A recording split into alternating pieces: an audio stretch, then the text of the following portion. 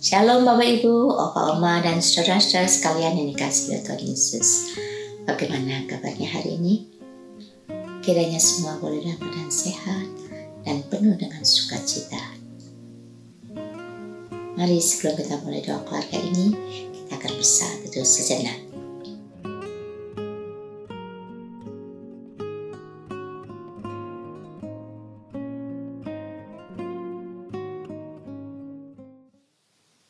Mari kita memuji Tuhan terlebih dahulu dari PKC 205.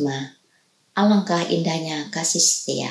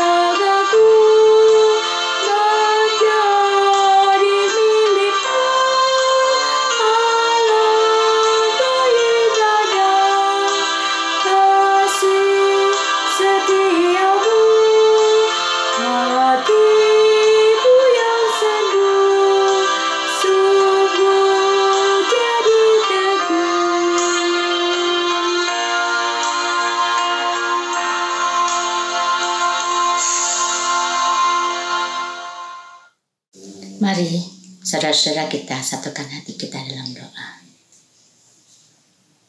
Bapa di surga, mari kami datang ke hadirat-Mu yang Maha Kudus. Kami mengucap syukur Bapa atas kasih setia-Mu yang tidak pernah habis-habisnya bagi kami semua. Sehingga kami ada sampai hari ini. Terima kasih Bapa. Engkau sudah memberikan kami waktu untuk kami boleh datang ke hadirat-Mu, untuk kami bisa mendengarkan firman-Mu. Kiranya firman yang hamba-Mu akan taburkan bagi kami semua, boleh menjadi kekuatan dalam hidup kami, dalam kami menjalani hari-hari yang akan datang. Terima kasih Bapa, kami tahu Tuhan, Kau senantiasa ada di tengah-tengah kami, menolong kami, menghibur kami, dan memberkati kami senantiasa. Dengar doa seru kami ya Bapa, yang jauh dari sempurna ini. Hanya dalam nama Yesus Kristus kami naikkan doa ini. Amin. Bapak Ibu, saudara-saudara dimanapun saja berada yang kasih dalam Tuhan Yesus Kristus, kita akan bersama-sama membaca dan merenungkan firman Tuhan. Bacaan Alkitab saat ini dari Galatia pasal 5 ayat yang ke-13 sampai dengan ayat yang ke-15. Galatia pasal 5 ayat yang ke-13 sampai dengan ayat yang ke-15. Saya akan bacakan buat kita semua. Saudara-saudara, memang kamu telah dipanggil untuk merdeka. Tetapi janganlah kamu mempergunakan kemerdekaan itu sebagai kesempatan untuk kehidupan dalam dosa. Melainkan, layanilah seorang akan yang lain oleh kasih. Sebab seluruh hukum Taurat tercakup dalam satu firman ini, yaitu kasihilah sesamamu manusia seperti dirimu sendiri. Tetapi jikalau kamu saling menggigit dan saling menelan, awaslah supaya jangan kamu saling membinasakan. Demikian bagian Alkitab yang kita baca saat ini, dan yang dikatakan berbahagia adalah mereka yang senantiasa memelihara firman Tuhan di dalam kehidupan sehari-hari. Amin.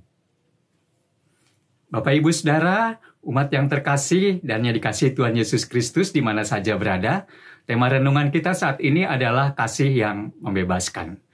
Belum lama ini diberitakan di media massa atau televisi, ada seorang yang tertangkap oleh aparat hukum atau penegak hukum karena melakukan tindakan kejahatan, yaitu berupa merampok dan juga disertai dengan tindak kekerasan. Nah, menariknya setelah diselidiki oleh pihak kepolisian, oleh pihak yang berwajib, ternyata orang yang baru saja ditangkap ini baru saja keluar dari binaan lembaga pemasyarakatan. Nah, menarik memang ketika orang baru saja dibebaskan dari penjara atau binaan lembaga pemasyarakatan, harusnya dia berusaha untuk bagaimana menunjukkan kemampuan dia untuk berbuat baik atau menunjukkan bahwa dia sudah bertobat atau dia ingin melakukan hal yang baik. Tetapi justru sebaliknya, orang ini ketika baru selesai atau baru keluar dari lembaga pemasyarakatan dan setelah dibina sedemikian rupa, ternyata ia mengulangi kembali apa yang ia pernah lakukan sampai akhirnya menyebabkan dia di penjara, yaitu melakukan tindakan kekerasan. Dalam hal ini berupa ia merampok dan juga disertai dengan tindak kekerasan. Nah, barangkali kita berpikir bahwa orang tersebut tidak belajar dari pengalaman yang sudah dia terima selama mendapatkan pembinaan di lembaga pemasyarakatan. Tapi Bapak, Ibu, dan Saudara yang kasih dalam Tuhan Yesus Kristus, apakah memang alasannya karena ia tidak mau belajar? Sementara barangkali bisa saja alasannya kenapa dia mengulangi kembali tindakan kejahatan karena bisa saja dia karena merasa bahwa dirinya tidak berdaya, tidak berguna, tidak bermanfaat. Belum lagi barangkali dia tidak diterima oleh keluarga, atau juga dia menghadapi kenyataan bahwa sulitnya mencari pekerjaan untuk memenuhi kebutuhan hidupnya, apalagi di tengah situasi kondisi saat ini yang memang menyulitkan. Dan mungkin juga ada banyak alasan mengapa ia melakukan hal semacam itu, tetapi itu bisa saja terjadi. Tetapi memang kita bisa mengatakan bahwa orang tersebut tidak pernah mau belajar dari setiap pengalaman yang ia peroleh di dalam menjalani kehidupan ini selama masih ada kesempatan. Nah, memang pada bagian lain ada begitu banyak narapidana di lembaga pemasyarakatan yang merindukan untuk bebas dan kembali ke keluarga dan masyarakat, menjadi warga yang berguna dan bermanfaat, dan juga menjadi warga yang bebas dan merdeka. Nah, mahalnya dan berartinya sebuah kebebasan bagi mereka yang masih memiliki keinginan dan cita-cita untuk menjadi manusia yang berharga, memang begitulah sangat berharga sehingga mereka begitu menginginkannya. Nah, Bapak, Ibu, dan Saudara yang kasih dalam Tuhan Yesus Kristus, Paulus mengingatkan kepada jemaat bahwa kemerdekaan itu jangan disalahgunakan menjadi kemerdekaan yang untuk saling membinasakan, tetapi kemerdekaan yang menghasilkan buah kasih yang murni yang berasal dari iman. Melalui kematian dan kebangkitan Tuhan kita Yesus Kristus, kita tidak lagi di bawah kuasa dosa, tapi kita dimerdekakan dari kungkungan dan juga kita dimerdekakan dari kungkungan hukum Taurat. Nah, untuk menerima kemerdekaan itu, Tuhan Yesus telah membayarnya dengan harga yang mahal dan lunas, yaitu nyawanya. Oleh karena itu, untuk mewujud nyatakan iman dalam konteks sehari-hari, maka perlu kemampuan yang dinamis. Sebab bagi kita, Roh Allah yang telah dicurahkan untuk bekerja dan berkarya dalam hidup kita, yang dilandasi oleh kasih yang telah kita terima dari Tuhan Yesus. Selain daripada itu, Bapak, Ibu, dan Saudara yang kasih, panggilan untuk merdeka adalah kita bebas untuk memuliakan Tuhan. Bebas untuk berdoa, membaca Alkitab, dan bebas untuk memberitakan firman Tuhan. Kita patut bersyukur bahwa kita dipanggil untuk merdeka. Dan kemerdekaan itu bukan menjadi kesempatan untuk kita berbuat dosa. Meskipun sadar kita pernah melakukan hal yang menyakitkan, melukai, mendukakan hati orang lain. Dan memang saat itu kita melakukan kesalahan. Tapi kita sadar bahwa ketika kita melakukan hal tersebut, kita juga diingatkan untuk bertobat. Paulus pun juga mengingatkan, jika hal itu terjadi, jemaat diminta untuk berusaha tidak saling membinasakan. Nah, Bapak, Ibu, dan Saudara yang kasih dalam Tuhan Yesus Kristus, dalam kehidupan kita, saat ini kita masih memang diperhadapkan pada aturan-aturan yang kita merasakan hal itu justru membuat kita menjadi tidak bebas, tidak merdeka, tidak bebas melakukan hal apa saja. Karena pertama, disiplin protokol kesehatan, terus PPKM yang masih diberlakukan oleh pemerintah, seolah-olah membatasi ruang gerak kita untuk bebas. Bebas berekspresi, bebas berkreasi, bahkan yang paling kita sukai adalah bebas untuk rekreasi, menikmati hiburan dan jalan-jalan. Apakah ini juga sebagai hukum Taurat atau seperti hukum Taurat? Dan benarkah? Nah, kembali pada firman Tuhan, bahwa seluruh hukum Taurat telah tercakup dalam satu firman, yaitu kasihilah sesamamu manusia seperti dirimu sendiri. Hal ini sesungguhnya mengajak kita semua untuk mencintai semua orang atau sesamamu seperti dirimu sendiri. Aturan-aturan yang ada harusnya kita berlakukan sesungguhnya untuk menjaga dan memelihara hidup kita bersama. Belajar mengasihi dan mencintai sesama kita. Memang seolah-olah membelenggu kita. Tapi rasanya kita perlu memiliki kemampuan untuk menyesuaikan diri jika kita tidak mau celaka dan akhirnya binasa. Nah, memberlakukannya itu bukanlah juga sebagai salah satu, memberlakukannya itu bukankah juga sebagai salah satu cara untuk mewujudkan kasih yang membebaskan itu? Bebas dari rasa takut, bebas dari rasa khawatir, bebas mengasihi orang lain, seperti mengasihi diri sendiri. Biarlah kebebasan yang betul-betul kita terima, yang berdasarkan dari kasih Tuhan yang membebaskan kita menjadi orang-orang yang bersyukur, menjadi orang-orang yang dimampukan sanggup melihat kasih dan berkat Tuhan.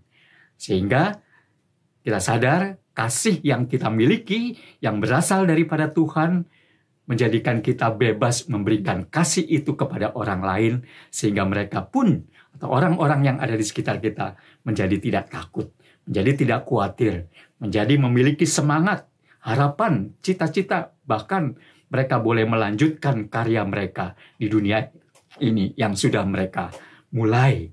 Nah, Bapak, Ibu, dan Saudara yang kasih dalam Tuhan Yesus Kristus, memang kita adalah orang-orang yang penuh dengan kelemahan, yang juga jatuh dalam dosa, yang pernah kita melakukan hal-hal yang salah, hal-hal yang jahat. Tetapi firman Tuhan sekali lagi mengingatkan, ketika kita melakukan itu, ketika kita tanpa sadar jatuh dalam dosa, maka kita tidak boleh saling membinasakan. Biarlah kita menjadi orang-orang yang penuh dengan kasih, yang membebaskan orang lain, membawa jiwa-jiwa, membawa orang lain pun juga bisa datang kepada Tuhan dengan rasa syukur. Kiranya Tuhan memampukan kita semua dan memberkati Bapak, Ibu, Saudara, juga saya, dimanapun kita berada. Tuhan berkati kita semua. Amin.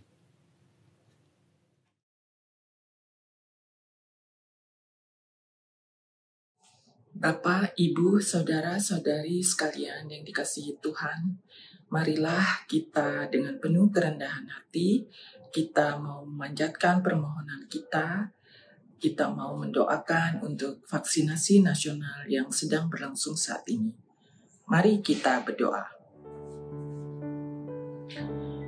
Ya Tuhan yang Maha Kasih, Kami mau bersyukur karena dengan penyertaan-Mu kami masih bisa sehat meski saat ini pandemi COVID-19 masih terus menghantui.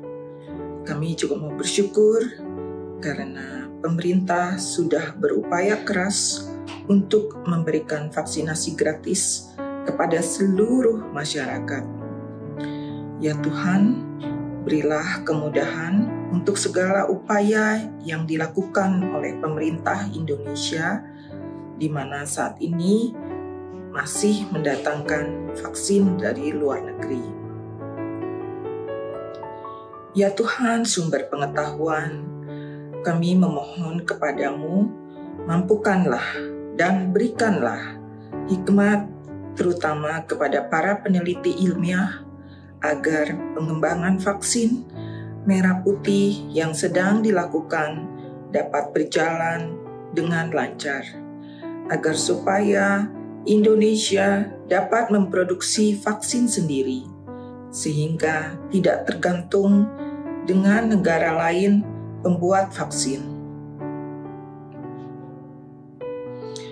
Ya Tuhan yang Maha Pemurah, kami juga mau memohon kepadamu ya Tuhan, agar gerakan vaksin yang terus diupayakan oleh pemerintah dan berbagai pihak yang membantu sebagai perpanjangan tangan pemerintah dapat menjangkau semua orang yang harus menerima vaksin dimanapun berada di tanah air Indonesia ini.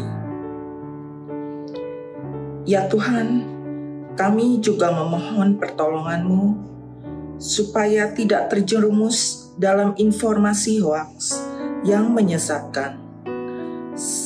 Berbagai tudingan, bahkan tuduhan terhadap vaksinasi pemerintah berpotensi membuat masyarakat, termasuk kami, khawatir dan takut.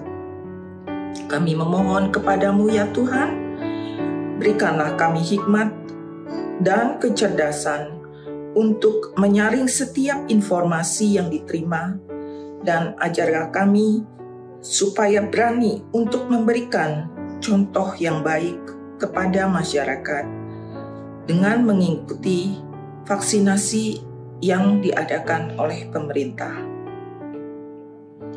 Kami yakin dan percaya pemerintah memiliki keinginan dan tujuan yang baik.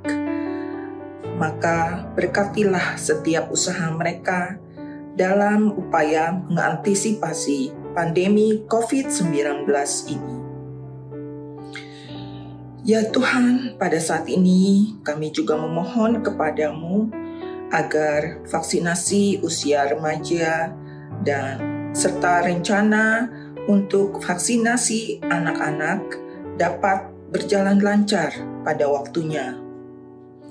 Kiranya segala upaya yang dilakukan tersebut dapat menjangkau setiap remaja dan anak-anak dimanapun berada di Indonesia ini. Juga pada saat ini, berikanlah kesadaran kepada para remaja dan anak-anak serta keluarga mereka untuk menjaga diri dan mematuhi protokol kesehatan untuk mencegah penyebaran atau infeksi COVID-19 ini. Ya Tuhan, kami mau berdoa agar dengan semakin banyaknya rakyat Indonesia yang telah menerima vaksin dapat mengurangi kasus penyebaran COVID-19 ini, sehingga kami dapat bersiap menyongsong kehidupan normal baru. Dengarkanlah doa kami, ya Tuhan. Demikian doa kami, ya Tuhan, dalam nama anak-Mu Tuhan kami, Yesus Kristus, kami berdoa dan mengucap syukur. Bapa kami yang ada di surga, dikuduskanlah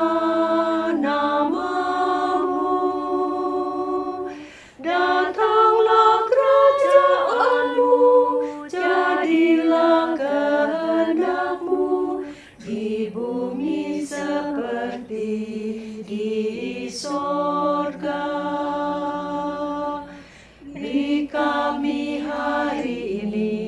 makanan yang secukupnya. Ampuni salah kami, seperti kami ampuni yang bersalah pada kami. Jangan bawa kami dalam pencobaan, tapi lepaskan kami dari yang jahat, sebab Engkau yang punya kerajaan dan kuasa dan kemuliaan sampai selama-lamanya. Amin. Amin.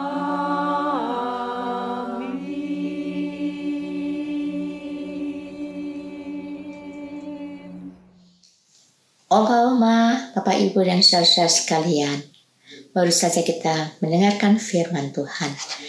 Biarlah firman Tuhan pada hari ini boleh menjadi kekuatan bagi kita dalam menjalani kehidupan kita hari ini maupun hari-hari yang akan datang. Biarlah kita juga boleh tetap setia untuk melayani Tuhan. Mari, sebelum kita mengakhiri doa keluarga ini, kita akan memuji Tuhan kembali dari NKB 85, Karena Kasih-Nya.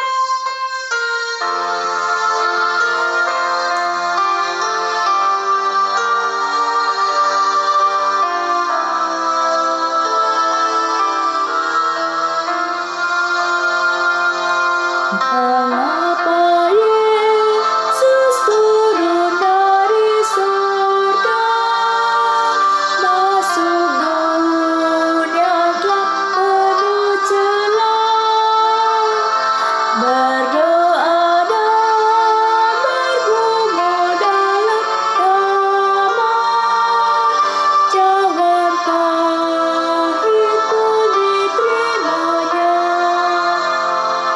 Mengapa Yesus menderita di dunia dan mahkota duri pun dipakainya? Mengapa Yesus mati bagi saya? Kasih-Nya, ya karena kasih-Nya.